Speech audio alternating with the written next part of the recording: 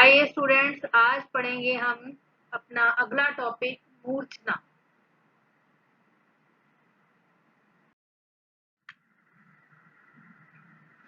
मूर्छना शब्द आप सबके लिए नया हो सकता है कि संगीत में इसका क्या अर्थ रहेगा।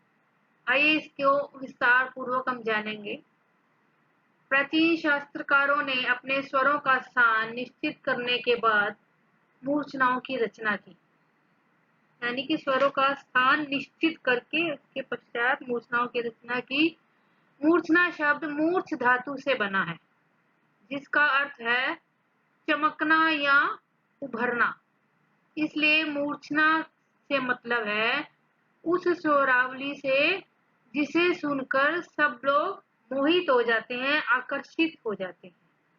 भरत मुनि नाट्य शास्त्र में लिखते हैं, क्रम युक्त 7 स्वरों के उतार चढ़ाव को मूर्छना कहते हैं। यानी एक क्रम से कंटिन्यूटी में जब 7 स्वरों का 7 स्वर कौन से? सा रे गा मा पा धा नी। इन 7 स्वरों का जब ऊपर नीचे से ऊपर की ओर, ऊपर से नीचे की ओर, यानी उतार चढ़ाव होता है, तो उसको मूर्छना कहते हैं। पंडित अहोबल भी इसी प्रकार इसको लिखते हैं कि जब स्वरों का आरोह अवरोह किया जाता है तो उसे मूर्छना कहते हैं, यानी स्वरों का उतार चढ़ाव ही मूर्छना कहलाता है। अब मूर्छना की उत्पत्ति ग्राम से हुई। इससे पहले हमने ग्राम पढ़ा। ग्राम क्या किसको कहते हैं? स्वरों का एक समूह जहाँ होता है उसको हम ग्राम कहते हैं। तो मूर्छना की उत्पत्ति ग्राम से हुई, यानी ग्रामों से ही मूर्छना का निर्माण हुआ। अब उसने कहा है कि प्रत्येक ग्राम से 7 मूर्छनाएं बनी। हमने पढ़ा 3 ग्राम पढ़े हमने, षडज ग्राम, मध्यम ग्राम और गंधार ग्राम, और हर एक ग्राम की 7 मूर्छनाएं हुई। तो 3 ग्रामों की 21 मूर्छनाएं बनी। इस तरह से गंधार ग्राम का प्रचार क्योंकि प्राचीन समय से ही नहीं था, तब भी नहीं था और आज भी नहीं है, इसलिए षडज ग्राम तथा मध्य ग्राम की 7 मिलाकर 14 मूर्छनाएं ही मानी जाती है। श्रीनिवास जी का कहना है कि जब स्वरों का आरोह अवरोह किया जाता है तो पंडित जन उसे मूर्छना कहते हैं। वही स्वरों का आरोह अवरोह मूर्छना कहलाता है। उपरोक्त विवरण से स्पष्ट हो गया कि जब ग्राम के 7 स्वरों का क्रमानुसार आरोह अवरोह किया जाता है तो पंडित जन उसे मूर्छना कहते हैं। एक ही इसी बात को कई विद्वानों ने कहा है और बात वही है। उपरोक्त विवरण से स्पष्ट हो गया कि जब ग्राम के 7 स्वरों का क्रमानुसार आरोह अवरोह किया जाता है तो इसे मूर्छना कहते हैं। ये भी वही बात है। मूर्छना राग की जन्म भूमि है, इसी से राग की उत्पत्ति होती है। शारंगदेव ने मूर्छना के 4 प्रकार बनाए क्योंकि उस समय शुद्ध स्वरों के अतिरिक्त 2 विकृत स्वर भी थे, गंधार और काकली निषाद। गा और निषाद यानी नी। इसी आधार पर उन्होंने मूर्छनाओं को 4 भागों में बांटा, शुद्धा, अंतर संहिता, काकली संहिता और अंतर काकली संहिता।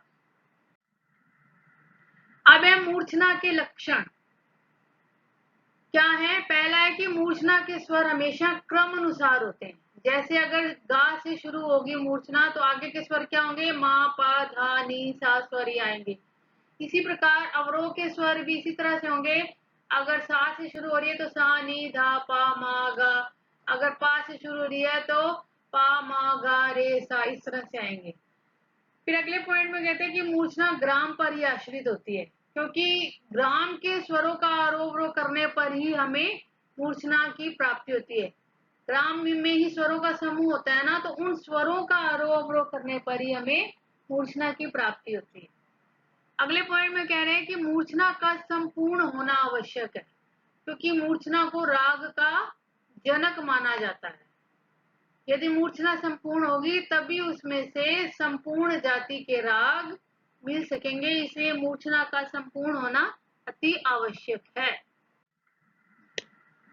मूर्छना ग्राम के किसी विशेष स्वर से शुरू होकर 7 स्वरों तक फिर अवरोहित होती हुई उसी पर आकर समाप्त होती है। वही कहा है कि मूर्छना जिस स्वर से प्रारंभ होगी उसी और आगे क्रम अनुसार उन्हीं स्वरों तक अवरोहित होगी और फिर वापिस क्रम अनुसार भी वैसे ही आएगी। जैसे रे से शुरू होकर मूर्छना सा तक जाकर फिर अवरोहित होती हुई रे पर आकर समाप्त होती है। तो ये मूर्छना के लक्षण है। अब आधुनिक काल में मूर्छना का इतना महत्व नहीं है क्योंकि षड्ज को ही प्रत्येक राग का मुख्य स्वर माना जाता है, इसलिए मूर्छना का महत्व कम हो गया। आज भी कर्नाटक संगीत पद्धति में मूर्छना का तात्पर्य आरोह अवरोह से लिया जाता है, लेकिन उत्तर भारतीय संगीत में हम षड्ज को ही राग का मुख्य स्वर मानते हैं। कुछ संगीतज्ञ मींड लेने या कंपन करने को मूर्छना कहते हैं। मींड और कंपन क्या है? ये गायकी की वादन की टेक्निक्स होती हैं। तो इन टेक्निक को करने को ही वो मूर्छना कह देते हैं। वास्तव में आज मूर्छना का प्रचार नहीं है और यदि है भी तो आरोह अवरोह के रूप में ही संगीतज्ञ इसका प्रयोग करते हैं। तो ये मूर्छना आज हमने पढ़ा क्या होता है। ठीक है, दैट्स ऑल।